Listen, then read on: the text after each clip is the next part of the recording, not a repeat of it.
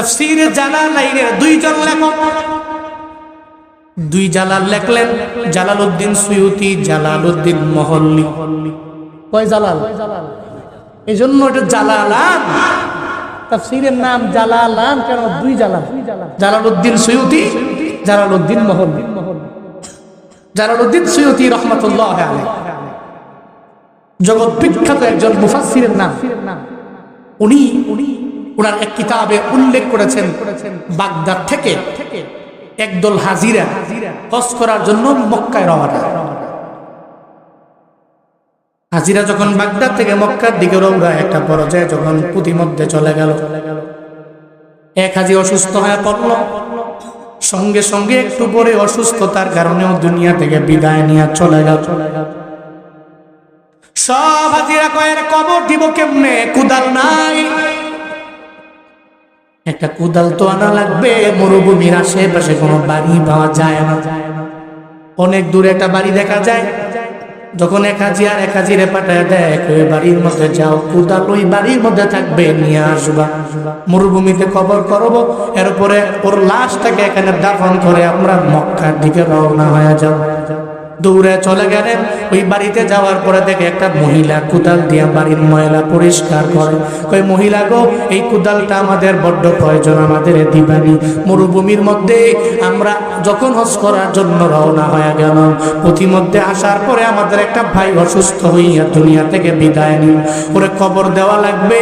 এই জন্য কবর খুঁড়তে আমাদের কুদালের বড্ড প্রয়োজন। একটা কুদাল যদি দেও, আমরা কবর করে আমাদের ভাইটাকে দাফন করে ফেলবো।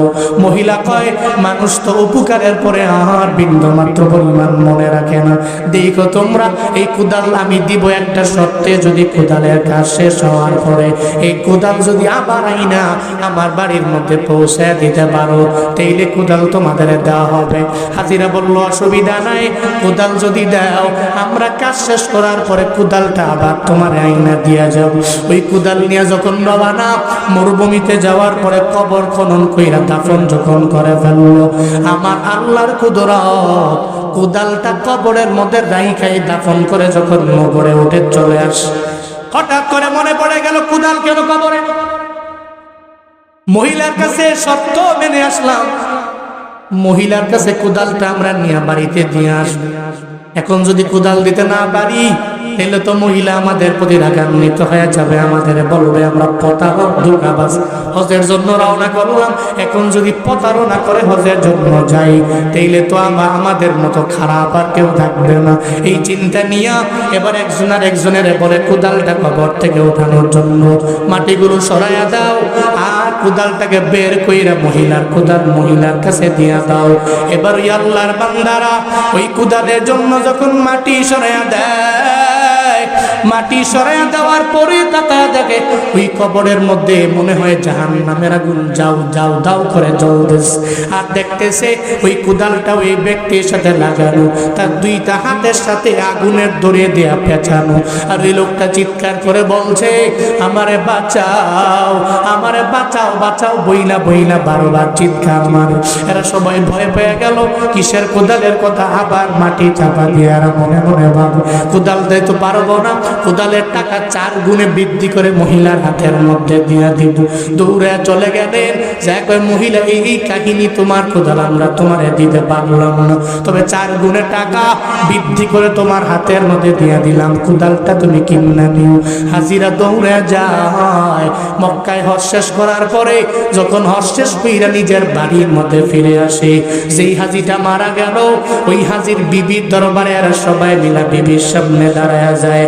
আর যা কয়, এই স্বামীর স্ত্রী, তোমার স্বামী তো হজ করার জন্য মক্কায় রওনা হয়ে গেল, তোমার স্বামী কি এমন অপরাধ করলো, সেই অপরাধের কারণে তার কবরের মধ্যে রাখার পরে আযাব শুরু হয়ে গেল, একটু বলো না কি অপরাধ সে করলো। সঙ্গে সঙ্গে বলে, তার অপরাধটা কত পরিমাণে বড় জানোনি?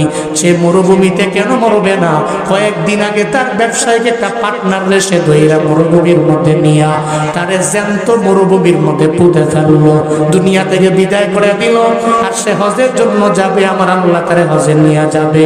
যে মরুভূমির মধ্যে আর একটা মানুষের মরুভূমিতে জ্যান্ত কবরের মধ্যে দাফন করে দিতে পারে, সে কোনোদিন হজে যেতে পারে না। ক্ষেতের চাকা খেতে রেখে আল্লাহ ভাঙ্গে পারে, তুই না ভাঙ্গে না, ঠিক কিনা? সে তো বান্দার হক নষ্ট করেছে, সে মানুষটাকে মেরে ফেলছে জ্যান্ত। তার বিজনেস পার্টনার তার নিয়ে গেছে ফুসলে ফাসলে নিয়ে তার মরুভূমিতে মাইরা মরুভূমিতে গর্ত করে ফালায় দিছে। আমার স্বামী হইলে কি হইছে, আল্লাহ কি তারা ছেড়ে দিবে? শুধু তাই না, সে এই ব্যবসায়ীর টাকা টুকা মাইরা, পার্টনারের টাকা মাইরা সে রওনা হইছে হজ করতে। তার হজ তারে আল্লাহ হজে নিবে, এই যে মানুষের টাকা মাইরা হজে যাবে। হজ তো পবিত্র, বাইতুল্লাহ তো পবিত্র।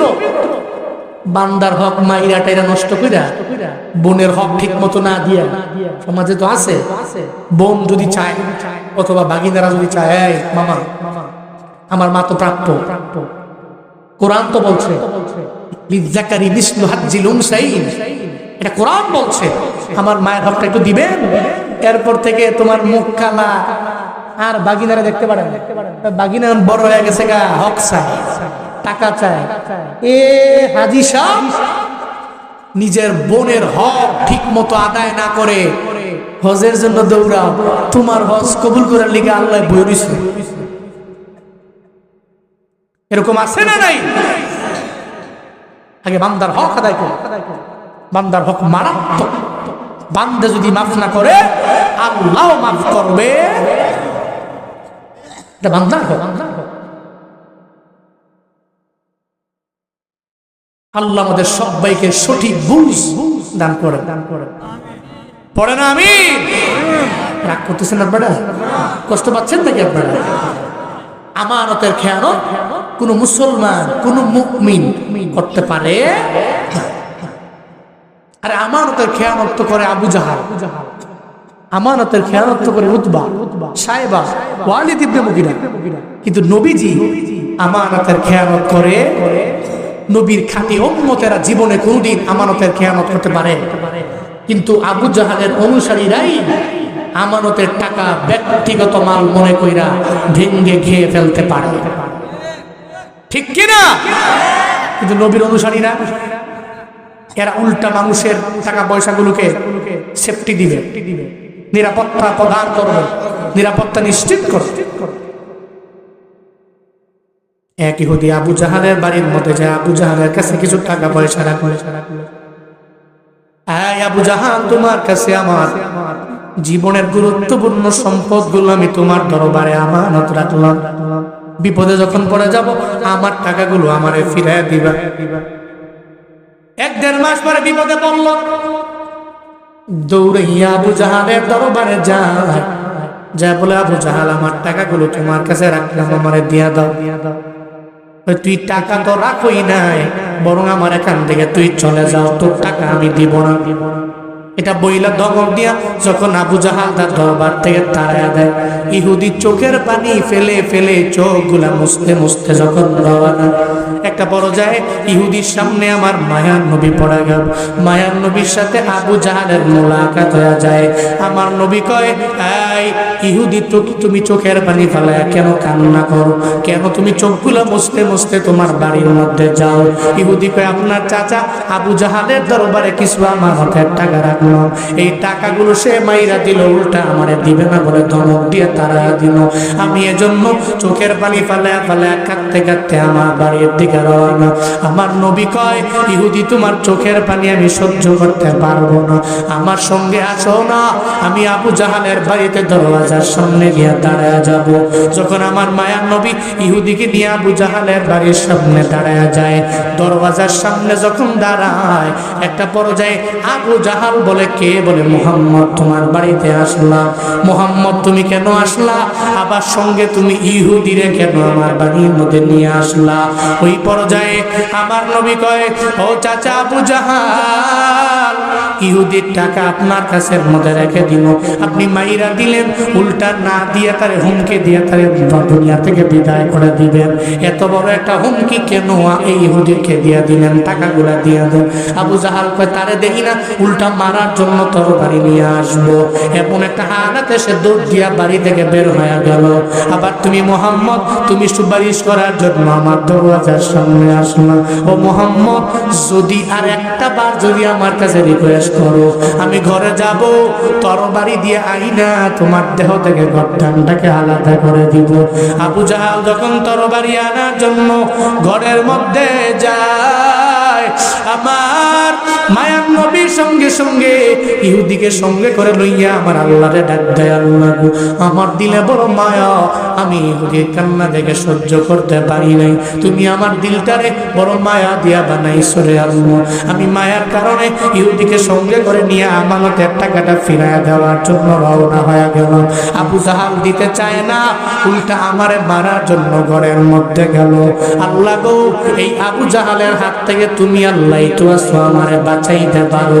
আমার মায়ার নবী আল্লাহর দরবারে যখন আবদার জানায়, আল্লাহ পাক বলেন, ও জিবরাইল, আমার নবীরে বাঁচাও। আমার নবীকে তরবারির মাধ্যমে সে আলাদা করে দেওয়ার জন্য ঘরের মধ্যে রওনা হয়ে গেল। আল্লাহ জিবরাইলে বললেন, এই জিবরাইল, তুমি বাঘ সাজে নবীর ডানে গিয়া দাঁড়ায় যাও। জিবরাইল বাঘ সাজলেন, দৌড়ে যখন নবীর সামনে আসবে এমন একটা ভাব, আবু জাহাল তরবারি নিয়ে বের হয়ে থেকে বাঘ আস। আবু জাহাল কয়, মোহাম্মদ, এই বাঘ আইসা তোমারে বিদায় করে দিবে, দুনিয়া থেকে খেয়ে ফেলবে। তুমি যদি না যাও, বাঘ তোমারে তাড়িয়ে দিবে, তোমারে তার পেটের মধ্যে নিয়ে যাবে, খেয়ে ফেলবে। আমার নবী কয়, আবু জাহাল, বাঘ কি আমারে খায় নাকি তোমারে খায়? একটু পরে তুমি টের পেয়ে যাও। এই ইহুদির টাকাটা দিয়া দাও। এরপরে ইহুদি কয়, আমি দিব না। আবু জাহাল কয়, দিব না। একটা পর্যায়ে বাঘ আইসা আমার মায়া নবীর পাশে যখন বাঘটা দাঁড়ায়া যায়, আবু জাহাল তাকায়া দেখে বাঘ আবু জাহালকে খাওয়ার জন্য দৌড়ায়, কিন্তু বাঘ তো দৌড়ায় না, বাঘ আমার নবীর পাশে দাঁড়ানো। আবু জাহাল দেখে বাঘ শুধু আমার ওই আবু জাহালকে খাওয়ার জন্য দৌড়ায়। আমার নবীরে কয়, মোহাম্মদ, বাঘটারে একটু থামাও না, বাঘ আমারে খাওয়ার জন্য কেন জানি আমার দিকে বারবার আস। আমার নবী কয়, না রে আবু জাহাল, বাঘ তোরে খাওয়ার জন্য দৌড়ায় না, বাঘ তো আমার পাশেই দাঁড়ায় রইল। কয়, না, বাঘের ভয় আমার অন্তরের মধ্যে ঢুকে গেল, আমার মনে হয় খেয়ে ফেলবে, এমন একটা বাঘ নিয়ে বাঘ আসতেছে। বাঘের যদি এত ডরাও, আমার আল্লাহরে কেন ডরাও না? বাঘের যদি এত ভয় পাও, ওই আল্লাহকে ভয় করো, যেই রবের বিচারের কাঠগড়ায় তোমার দাঁড়ানো লাগবে। আবু জাহাল, বাঘের ভয় পায় লাভ নাই, বাঘের মালিকের ভয় করো। আবু জাহাল রে কয়, যদি বাঘের ভয় পাও তাহলে ইহুদির টাকাগুলা ঘর থেকে আইনা দাও। দাঁড়াও, আমি ঘর থেকে টাকাগুলা আনতেছি। ঘর থেকে টাকা আইনা যখন ইহুদির হাতের মধ্যে দিয়া দেয়, মায়ার নবী কয়, ইহুদি রে, এখন তোমাকে টাকাগুলা ফিরিয়ে দিলাম, তুমি বাড়ির মধ্যে যাও। আমার মায়ার নবীও চলে গেলেন। বাঘও যখন বাঘের ভাবে চলে যায়, একটু দূরে যাওয়ার পরে ইহুদি মনে মনে চিন্তা ভাবনা করে, ওই লোকটাকে এতদিন পর্যন্ত আমরা গালি দিয়া দিলাম, তার বিষয়ে আমরা আবু জাহালের সাথে জোটবদ্ধ হইলাম, এরপরে তারে গালিগালাজ করলাম, তার উপরে জুলুম করলাম, তার উপরে নির্যাতন করলাম। এখন দেখি আবু জাহাল আমার দলের লোক হতে পারে না, তার দলের লোক আমি হতে পারি না। যেই মুহাম্মদ আমানতদার, আমি তার হাতে কালেমা পড়ে মুসলমান হওয়া লাগবে।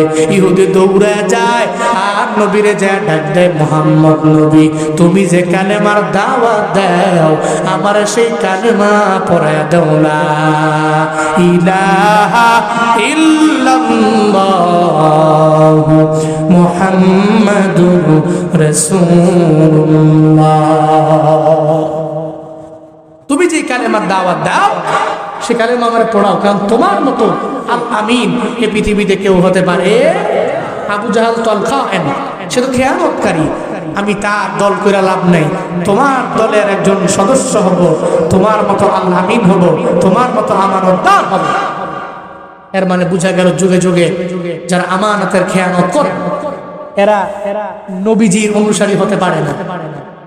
যারা আমানতের খেয়ানত করে এরা একমাত্র আবু জাহাল, উতবা, সাইবা, ওয়ালিদ ইবনে মুগিরার অনুসারী। চিল্লা এখন ঠিক কিনা?